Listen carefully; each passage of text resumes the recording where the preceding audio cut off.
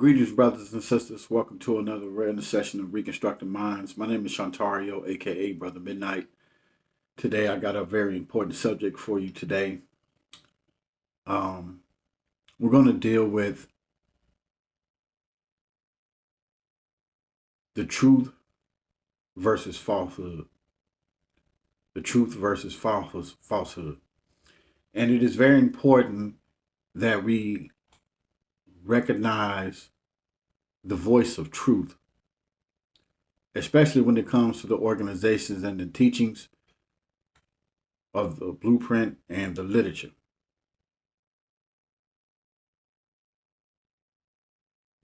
When teaching the literature or the blueprint, we look for the authenticity of the author. We look for the authenticity in the teachings and how both the literature and the blueprint line up together.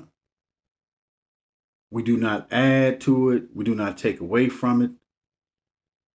Because in doing so, you take away the originality and the authentication of what has already been documented. In the Bible, in Micah chapter 2, verse 11, it says, "If a man walking in the spirit and falsehood do lie, saying, I will prophesy unto thee of wine and of strong drink, he shall even be the prophet of this people." We're going to have a lot of false prophets, false teachers rising up out of nowhere. And there are going to be some who have itching ears, who will just listen and accept anything without going back and checking what's being said. I know for a fact that most of everything that I've taught thus far is documented. It can be checked, and you can tell the real from a lie. So I'm going to break this narrative down from a teaching in the blueprint on page 52, dealing with the law of wisdom. It says, "The law of wisdom supplies an endless understanding of all things. Wisdom indicates that each person has within himself goals and objectives for the fulfillment of his purpose in life. However, wisdom also indicates that such fulfillment can only be accomplished through growth and development. The law of wisdom governs our ability to judge each degree of any situation, ranging from extremely wrong to barely wrong, and from extremely right to barely right. But this is what brings balance. This law, the law of wisdom, also is the indicator for truth and falsehood. It says, by looking at any situations that are similar in fact, we may judge them differently because we have the wisdom to see the difference between any two situations. So we must be mindful of who we accept as teachers, because there are a lot of agent provocateurs. There are a lot of people who say they know the truth, but have no idea of what the truth really is.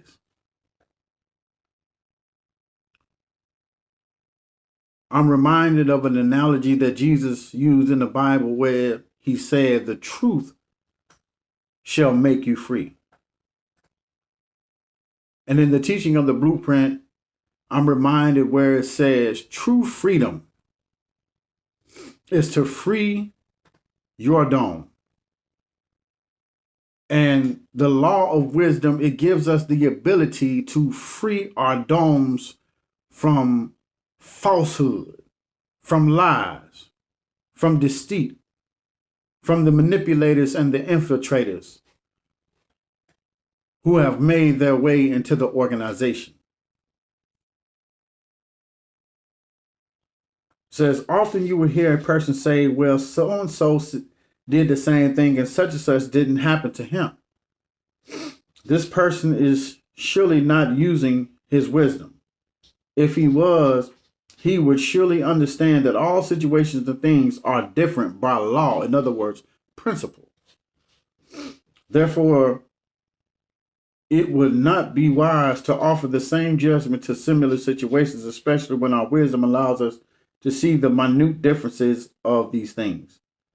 No matter how small the differences may be, it exists. The law of wisdom allows us to recognize no separateness between one and the many. So here it is. We must exercise a spirit of discernment when it comes to the authentic teachings of the literature and the blueprint, which are inseparable. In other words, they are one. It says, but realize that each individual has at least one degree of uniqueness about himself that makes him different from everyone else, although he may be the same as everyone else in other aspects. In other words, oneness. Through unity, oneness. The law of wisdom encourages us to work together towards common goals, even when there seems to be no hope. See, the thing about truth is that truth is absolute. It does not change. It remains the same, even when there is no hope. But when you recognize the false teachers and the false prophets, they go about doing their own thing, making up lies, making up history, making up all these things that are frivolous just for attention. And the things that they are saying are not in the black and white. And what I mean in black ink on white paper. It says, in this manner, a little wisdom carefully placed can tap into the greater energies in such a way that thousands can be fed, clothed, sheltered, and entire nations can be built. By the same token, the non-use of wisdom hinders us and causes us to move through life in a robot-type behavior pattern. And these are the followers of the false teachers and the false prophets. They have no energy. They have nothing to deflect the false narrative. It says we become purely mechanical in nature by indulging in all the thrills we desire, but we do not progress. The proper use of wisdom can be seen by those of us whose actions reveal a new direction of self and are living according to the new concept of our new direction. In other words, you will know the fruit. You will know false teachers and false prophets by the fruit that they bear. Is their lifestyles, is their ABA, their actions, behaviors, and attitudes lining up with the new concept of organization? It says, in this manner, wisdom promotes growth and development. The law of wisdom governs our ability to see 360 degrees of any situation bit by bit, little by little, and degree by degree until we can see the whole situation and make a wise judgment.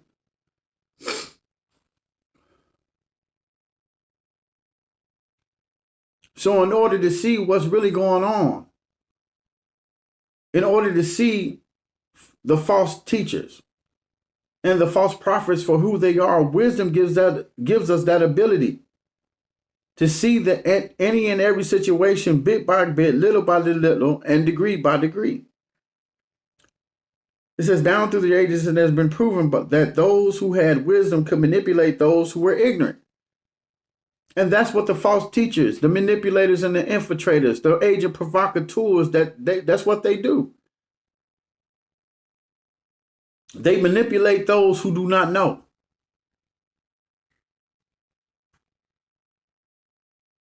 That's why the literature tells us, we the willing, led by the knowing, sent to do the impossible for the ungrateful.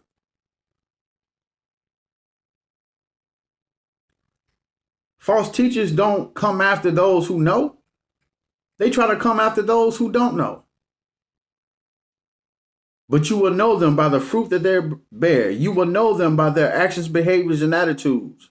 You will know them if their lifestyle is lining up with the true essence of growth and development. You will know them if they're living positive and productive lives. It says, however, because wisdom has such power, it must be completely understood that those who use their wisdom for the destructive purposes are those who shall see devastation.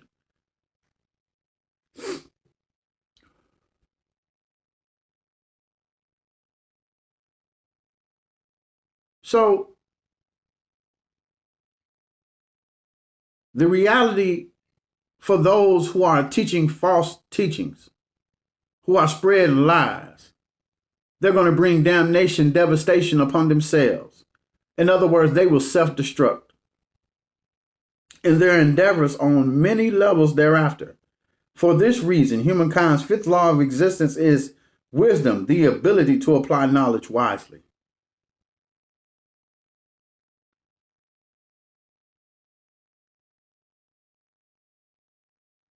Beware, brothers and sisters,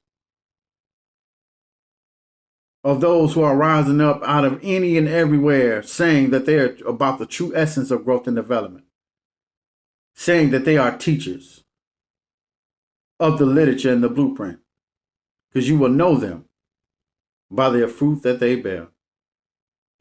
My name is Shantario, aka Brother Midnight. I hope we have learned something together. Love, honor, and respect to the leadership. Love, honor, and respect to the divine visions of the leadership. May the master of the vision be praised and honored. Love to you all.